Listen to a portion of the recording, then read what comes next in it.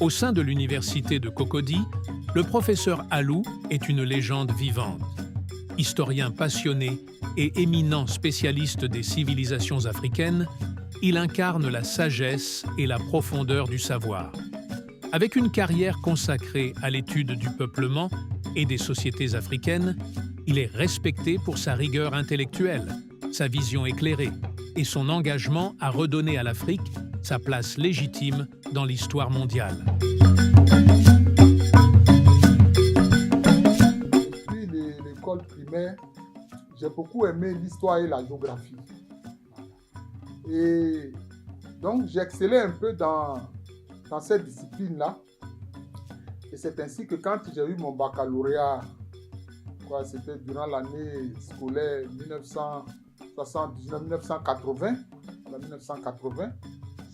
on m'a orienté en histoire. Mais enseignement, il y avait un tronc commun histoire-géographie. Et donc, à partir de la troisième année, le duel, à partir du duel 3, donc, je suis allé faire une licence d'histoire. Quand j'ai fait ma licence, enseignement, il y avait la maîtrise d'histoire. J'aimais beaucoup l'histoire ancienne. Et donc, j'ai fait un mémoire de maîtrise sur l'histoire, disons, ancienne, disons, de l'Afrique du Nord, à propos justement de la civilisation romaine.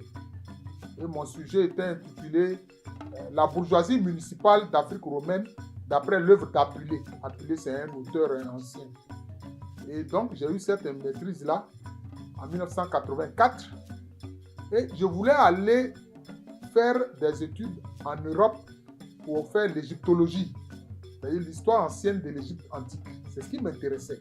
Je remplissais les critères et quand je suis allé voir alors celui qui dirigeait l'Institut d'histoire d'art et d'archéologie, il m'a dit non, il n'y a pas de bourse pour moi, bien que je n'en vous remplissez les critères, mais il n'y a pas de bourse pour vous. Il y a plutôt une bourse pour vous pour faire une thèse sur place. Ah, d'accord. Et c'est ainsi que je suis allé rencontrer le professeur Simon-Pierre Ekanza. Donc ça a été un concours de circonstances un peu, je dis comme un hasard. Et c'est comme ça que j'ai commencé à travailler sur l'histoire des Nzema. Les Nzema qui sont appelés actuellement Apolloniens. C'est ainsi que j'ai fait donc une thèse de 3e cycle sur les Nzema, sous la direction du professeur Ekanza. Et c'est ainsi que finalement, j'ai commencé à faire l'histoire africaine.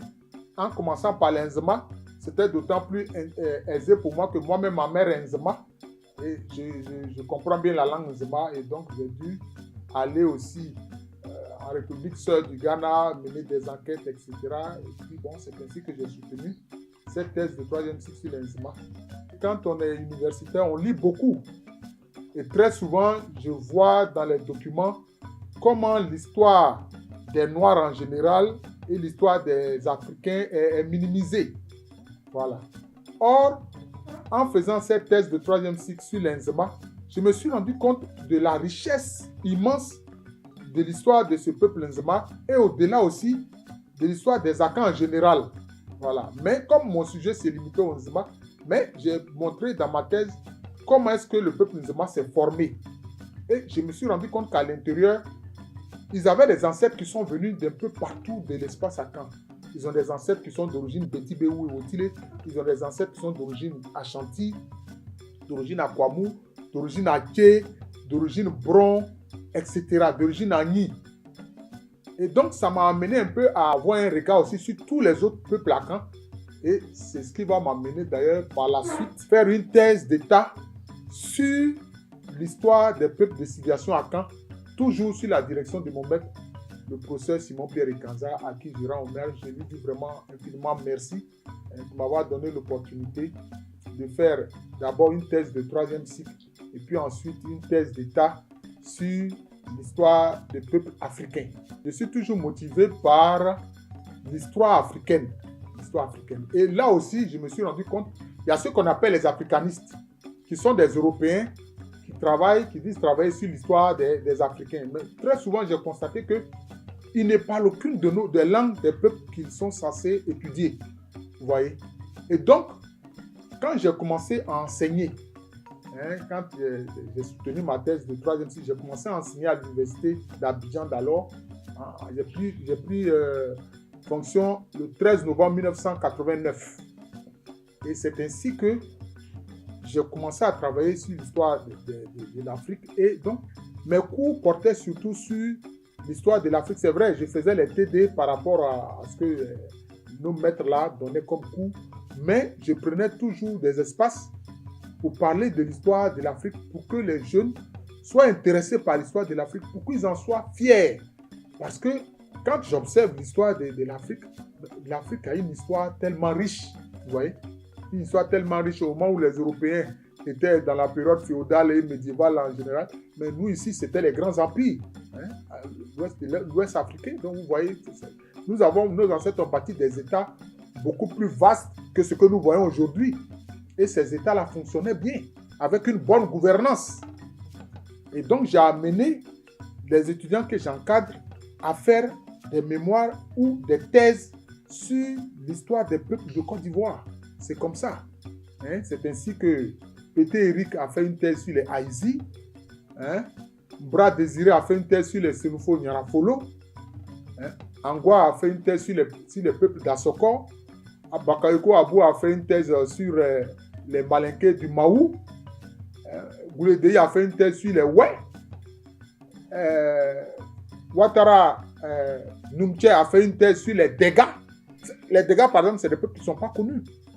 Ils sont dans le département de Bandoukou. Ils ont 3 villages, Motiamo, Boromba et puis Zagala.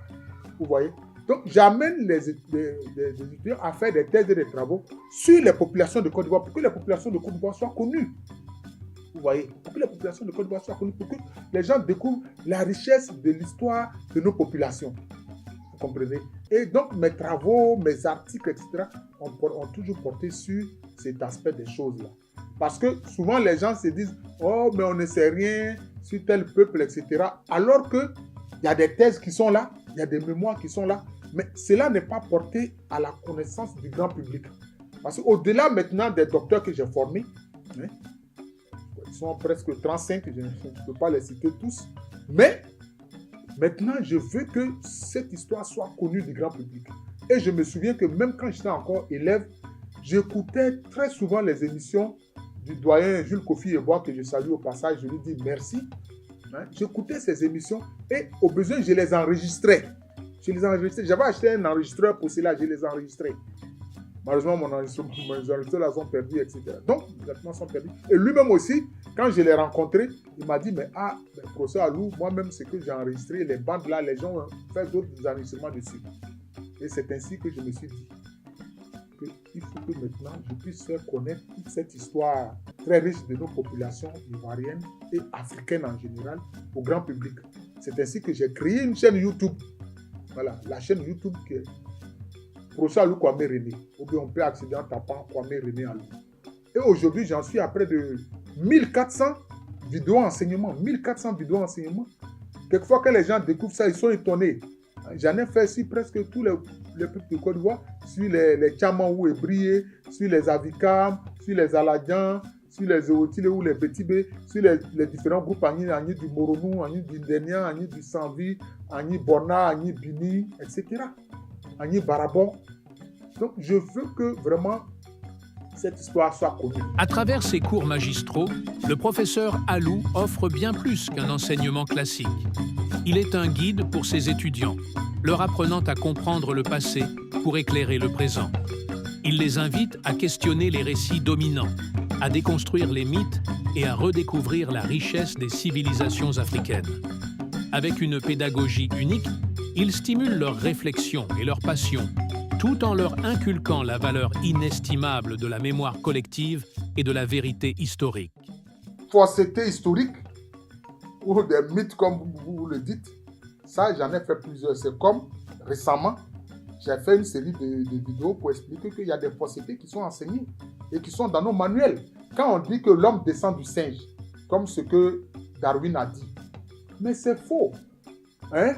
Entre 1991 et 2003, il y a eu ce qu'on a appelé le séquençage du génome humain, c'est-à-dire des gènes. C'est-à-dire que les généticiens ont travaillé sur les gènes de l'être humain. Et ils se sont rendus compte de quoi? Que les gènes de l'être humain c'est unique, c'est spécifique. Et c'est celui de l'homme qu'on appelle, le véritable homme qu'on appelle l'Homo sapiens sapiens. Donc cela veut dire que la théorie de l'évolution, pour dire oui, il y a eu l'Homo habilis, l'Homo erectus, l'Australopithèque, etc., ce sont des faussetés. Tous ces êtres dont on parle, l'Homo habilis, l'Homo erectus, le néandertalien, ce n'est pas l'être humain. Ce sont en fait des variétés de singes. Ce sont des variétés de singes, ce n'est pas l'être humain. Donc il faut qu'on revienne aux véritables fondamentaux. L'être humain, c'est l'Homo sapiens sapiens. Et il est apparu où? Dans la région des Grands Lacs. C'est-à-dire le sud de l'Égypte, l'Éthiopie, le Soudan, le Kenya, la Tanzanie, l'Ouganda. Cette région des Grands Lacs, même jusqu'en Éthiopie, il y a des lacs là-bas. C'est là que l'être humain est apparu. Et c'est de là qu'il s'est étendu pour habiter toute la terre. Je dis bien toute la terre. Il a peuplé l'Afrique, il est allé au Moyen-Orient, il est allé en Asie, mais quelquefois les gens disent, mais comment c'est fait que nous paraissons différents? Nous sommes différents extérieurement par rapport à quoi? Par rapport à une adaptation. Ce qu'on appelle l'homme dans cela ou le mongoloïde, c'est-à-dire le chinois, le japonais, le coréen, mais c'est parce que l'homme noir est parti dans les plaines de la Mongolie. Et dans les plaines de la Mongolie, il n'y a pas d'arbres. Le vent souffle très fort. Et donc, c'est des milliers d'années après que le descendant de l'homme noir qui est allé dans les plaines de Mongolie, il a fini par avoir la peau claire et par avoir les yeux bridés à cause du vent qui souffle très fort dans les plaines de Mongolie. Dernièrement même, j'ai regardé un peu l'histoire de Genghis Khan qui a créé l'empire mongol. J'ai vu sur les pavillons, les drapeaux des guerriers de Genghis Khan, un symbole important qui vient d'où? Qui vient d'Afrique, notamment chez les Dogons. Ce symbole s'appelle Kanaga. Comment est-ce que les Mongols ont eu ça? Regardez où sont les Mongols. Aujourd'hui, bon, il y a certains qui sont en Chine, on appelle ça la Mongolie intérieure. Maintenant, il y a ceux de la Mongolie extérieure qui est une république. Comment ils ont eu la connaissance du Kanaga? Ça vient des Dogons. Et après, quand on a découvert, il y a l'île d'Andaman qui fait partie de l'Inde. Ce sont les Noirs qui sont là-bas. On les appelle les Jarawa. C'est dans les années 70 qu'on a découvert que cette île-là n'est pas vide d'hommes, mais il y a des populations noires. Et ces populations-là, ce sont des Noirs qui vivent même encore comme au Paléolithique, qui vivent de la chasse et de la cueillette. Et c'est l'homme noir qu'on a appelé l'homme de Grimaldi, qui allait dans le Caucase, qui allait en Europe.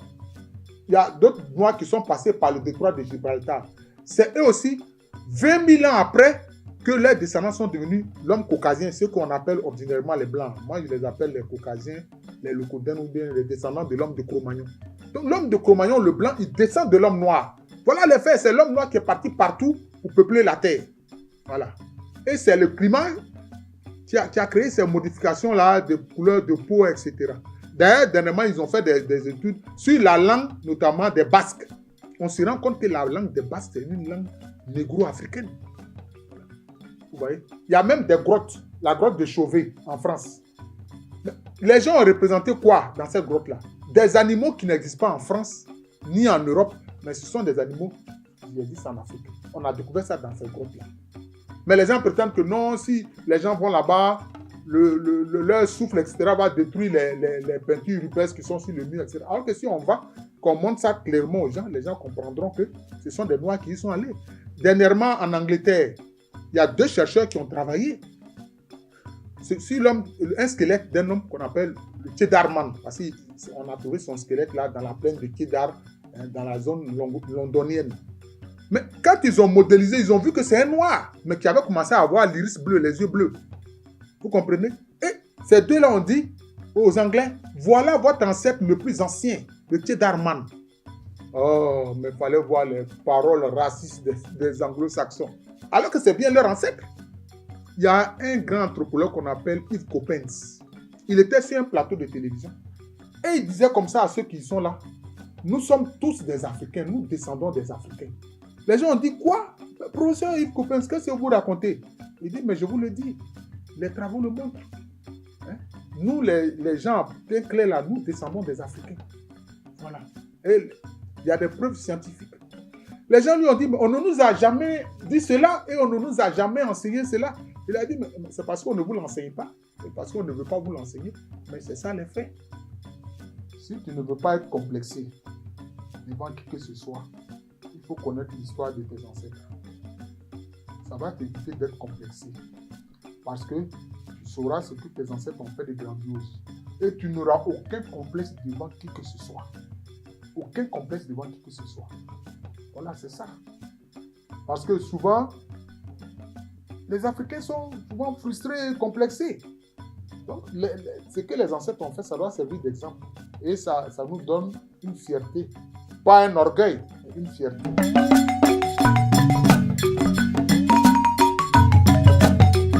Le professeur Alou, spécialiste de l'histoire du peuplement et des civilisations africaines, consacre un ouvrage à une période charnière de l'histoire de la Côte d'Ivoire, la fin du XVIIe et le XVIIIe siècle.